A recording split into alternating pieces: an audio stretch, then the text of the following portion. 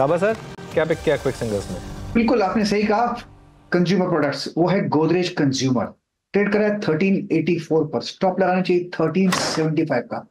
Target होगा 1400 to 1410, ये एक जोन है, वहां तक जाना चाहिए Godrej consumer. Okay, Godrej consumer ये हो गई गाबा सर की पिक। सचिन, आपका quick single?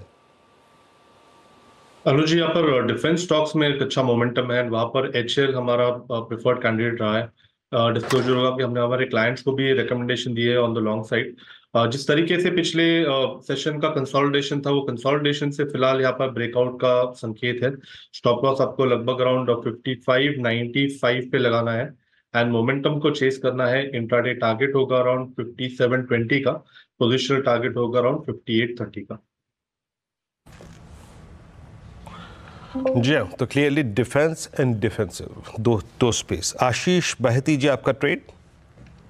Good morning Virendra ji. Auto ancillaries में अच्छा मोमेंटम देखने मिल रहा है। एक्साइड और अपोलो टायर दोनों ही बहुत अच्छे लग रहे हैं, तो अपोलो टायर में खरीदारी की सलाह रहेगी। जिस हिसाब से सेटअप बनाने में लग रहा है 520 का एक स्टॉप लॉस लगाकर इसमें पोजीशन बनाई जा सकती है। 540 का पहला टारगेट, इन 550 550 के सेकंड टारगेट के लिए।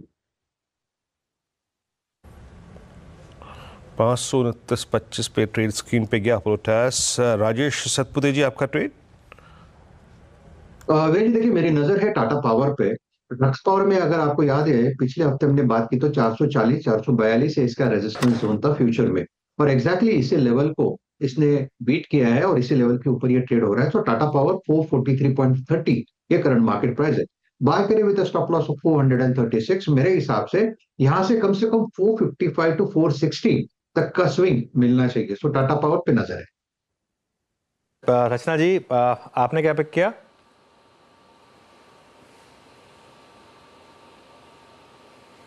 रचना जी, मेरे लिए है क्वेश्चन? जी हाँ।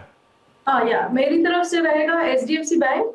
एचडीएफसी बैंक आज 3-4 दिन के फॉल के बाद थोड़ा सा सपोर्ट लेने की ट्राई कर रहा है। 1640 पे अगर फ्यूचर्स पे एसएल लगाएंगे और अगर इसको लॉन्ग करेंगे तो ऊपर वाली साइड पे 1680 तक के और 1700 तक के टारगेट लगा सकते हैं। बिल्कुल। और देखिए 1650 ही वो जोन था जहां इवन फ्राइडे को भी हमारी बात हुई थी कि इसके आसपास शायद थोड़ी सी बाइंग आ जाए, क्योंकि वो एमएससी का फैक्टर तो फिर भी रहेगा।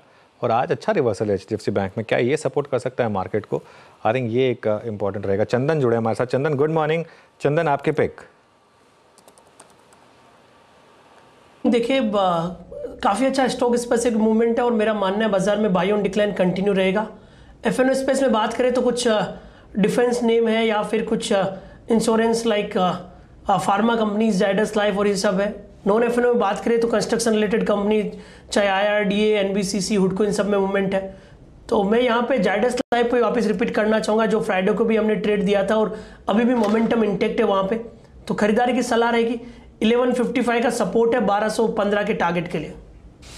ओके, मीनवाइल एक बार एचडीएफसी बैंक वापस लेकर आइए। और देखिए ये कई बार होता है डिफरेंशियल जो बैंक क्रिएट करता है बिटवीन एडीआर प्राइस एंड यहाँ का प्राइस, और लोअर लेवल से अच्छा रिवर्सल है।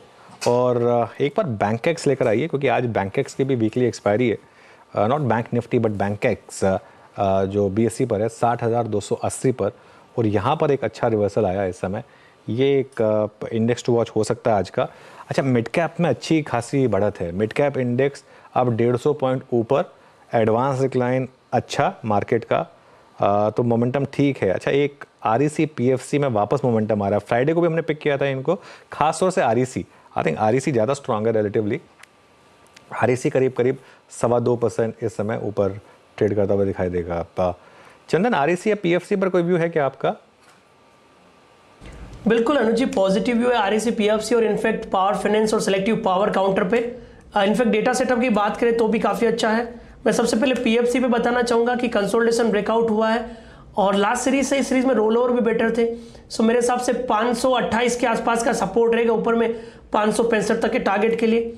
आरईसी में भी बात कर रहे हो तो यहाँ पे भी पॉजिटिव मोमेंटम है। 580 का सपोर्ट रहेगा, ऊपर में 615 तक के लिए। तो दोनों ही काउंटर अच्छे लग रहे हैं, दोनों में ही पॉजिटिव बायस बनना चाहिए। बिल्कुल। और बैंक्स में वापस अब थोड़ा सा रिवर्सल आ रहा है, और इनफैक्ट बैंक निफ्टी किसी भी मोमेंट अब ग्रीन में आने की तैयारी कर रहा है यहाँ पर। तो वो अच्छा ट्रेड रहा है। एक बार वापस एचडीएफसी बैंक लेकर आइए ज़रा। क्योंकि आई थिंक पूरा जो रिवर्सल आया वो HDFC बैंक की वजह से ही आया लोअर लेवल से। अब 1653 पर ये इस समय, और एक बार इंडसइंड बैंक लेकर आई है अब। ये एक रीज़न था आज मैं थोड़ा इंडसइंड बैंक को अवॉइड किया रेड लेने से, क्योंकि ऑलरेडी स्टॉक ये सब चीज़ें शायद प्राइसिंग कर चुका था, और लोअर लेवल से देखिए क्या शानदार बाउंस आया। अगर आज आपने शॉर्ट किया इंडसइंड बैंक तो एक बार के लिए तो आप फंस गए यहाँ पर। यही एक थोड़ा सा चीज़ देखनी होती है कि कितना प्राइस में है ऑलरेडी। मयूरेश, क्या व्यू रहेगा इस समय इंडसइंड बैंक पर?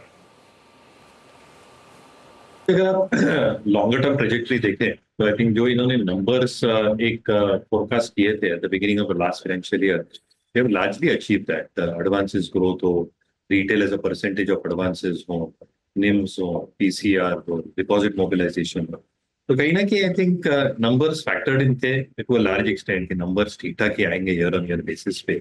बट गोइंग फॉरवर्ड मुझे लगता है जो दो चीजें बहुत महत्वपूर्ण रहेंगी, एक एडवांसेस ग्रोथ में जो व्हीकल लोन कंपोनेंट है इसमें कितनी बढ़ोतरी रहती है। टेलविंड को देख के ऑटो इंडस्ट्री में लग रहा है कि शायद ये कंपोनेंट बरकरार रहे, इसलिए overall advances growth should be quite reasonable. Retail advances should even inch higher going forward.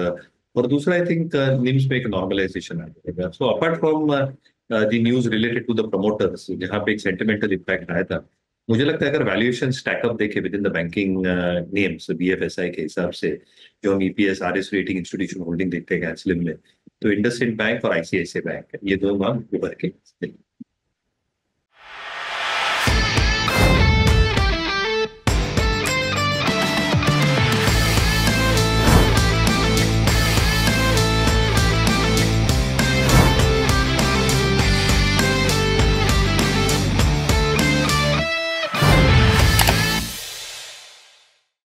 बता दें कि मनी कंट्रोल पर दिए गए विचार एक्सपर्ट्स के अपने निजी विचार होते हैं। वेबसाइट या मैनेजमेंट इसके लिए उत्तरदायी नहीं है। यूजर्स को मनी कंट्रोल की सलाह है कि कोई भी निवेश निर्णय लेने से पहले सर्टिफाइड एक्सपर्ट की सलाह लें।